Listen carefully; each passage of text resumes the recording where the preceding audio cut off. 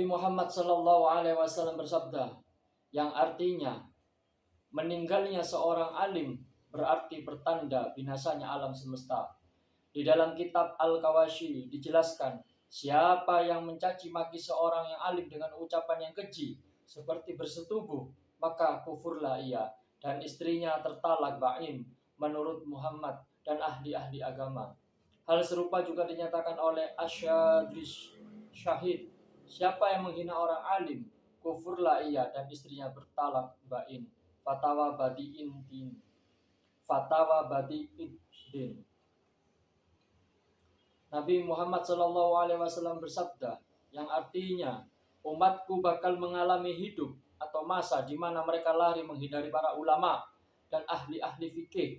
Akibatnya 3 bencana menimpa pada mereka, yaitu lenyapnya berkah karya atau usaha mereka, pemimpin dipegang oleh pimpinan yang atau penguasa yang zolim atau jahat.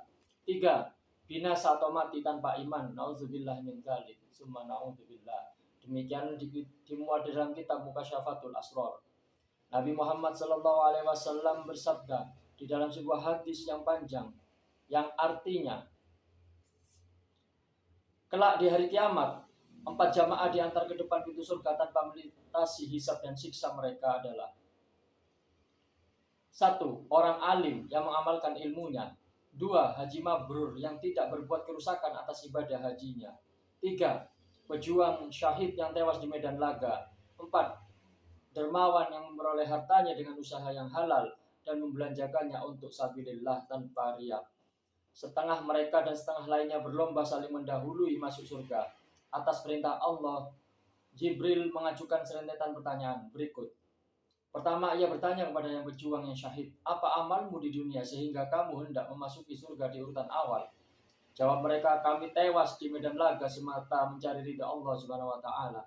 Lalu dari mana kamu memperoleh penjelasan tentang pahala dari pejuang yang mati syahid? Jawab mereka, dari para ulama.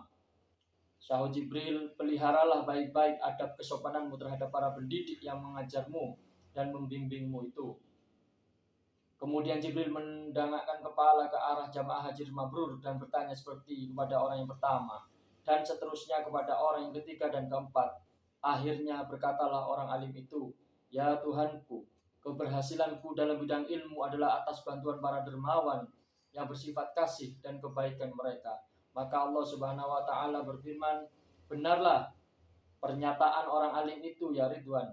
Bukakanlah semua pintu surga hingga para dermawan memasukinya. Lalu mereka itu. Nabi Muhammad SAW juga bersabda di dalam suatu riwayat hadis yang lain, yang artinya keistimewaan orang alim mengungguli ahli ibadah, bagaikan keistimewaanku melebihi orang terbawa di antara kalian. Wahyu atas Nabi Ibrahim alaihissalam, yang artinya aku maha mengetahui, sangat mencintai orang alim yang berpengetahuan. Al-Hasan rahimahumullah menyatakan, kelak di hari kiamat tinta ulama bersaing dengan arah pejuang yang mati syahid dalam hal pertimbangan. Ternyata tinta ulama yang mengungguli berat darah para syuhada tersebut. Jangan jadi orang yang keempat. Nabi Muhammad SAW bersabda dalam satu riwayat yang artinya, jadilah seorang alim yang mengajarkan ilmunya. Kalau tidak, jadilah seorang pelajar, mahasiswa, atau santri yang menimba ilmu. Dan kalau tidak, jadilah pendengar yang baik atau aktif.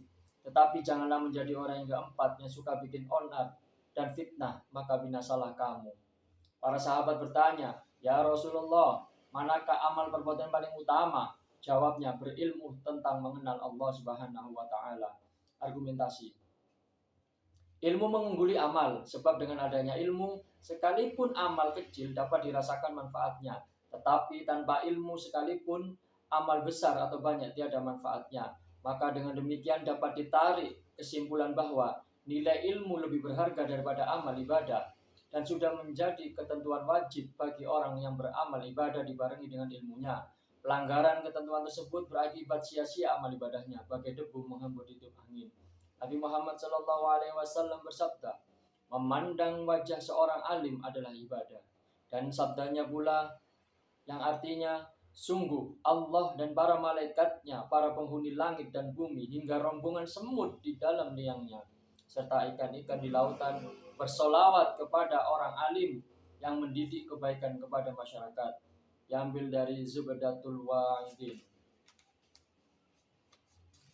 Nabi Muhammad SAW juga bersabda yang artinya, sungguh Allah menjadikan manusia atas 8 perkara, 4 bagi penghuni surga dan 4 lainnya bagi penghuni neraka. Rinciannya sebagai berikut. 4 perkara bagi penghuni surga yaitu wajah manis, ramah, dan jauh dari cemberut. 2. Lisan fasih, jelas tutur katanya, tiada berbelit-belit. 3. Hati takwa kepada Allah Subhanahu wa Ta'ala, diwujudkan dalam perbuatannya hidup sehari-hari sesuai syariat agama Islam. 4. Tangannya dermawan, artinya suka memberi dan suka membantu yang lemah, serta membelanjakan di jalan Allah dari harta yang diusahakannya dengan jalan yang halal. Dan 4. Bagi penghuni neraka, ciri-cirinya yaitu 1. Wajahnya selalu muram, suka marah dan suka cemberut. 2. Lisannya keji, suka berkata yang jijik, mungkar, menyakitkan lawan bicaranya, suka mengadu domba, hasut, menggunjing dan dusta. 3. Hatinya keras bagaikan batu karang dalam mengingkari kebenaran agama dan lazim disebut berkepala batu. 4. Tangannya kikir, lazim suka disebut dengan menggenggam tangannya demi kepentingan umum dan agamanya. Benarlah apa yang disampaikan oleh Rasulullah SAW.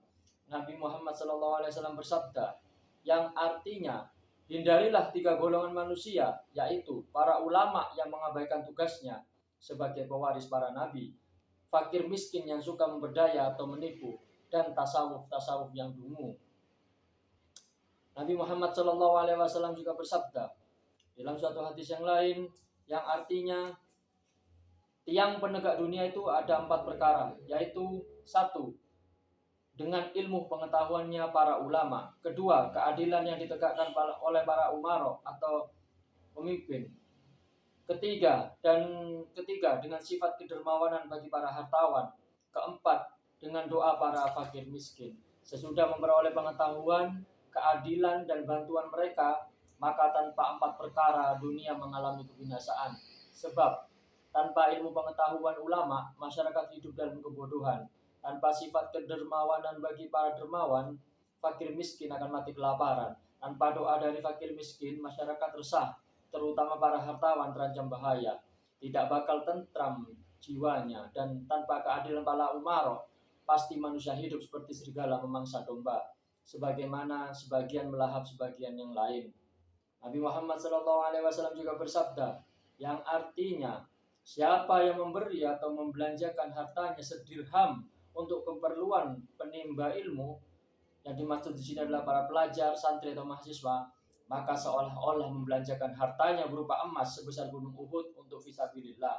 Nabi Muhammad SAW juga bersabda dalam riwayat yang lain yang artinya, siapa yang aktif sholat berjamaah selama 40 hari tanpa tertinggal oleh imam serakaat pun, pasti Allah Subhanahu wa Ta'ala menulis baginya bebas dari sifat nifaq.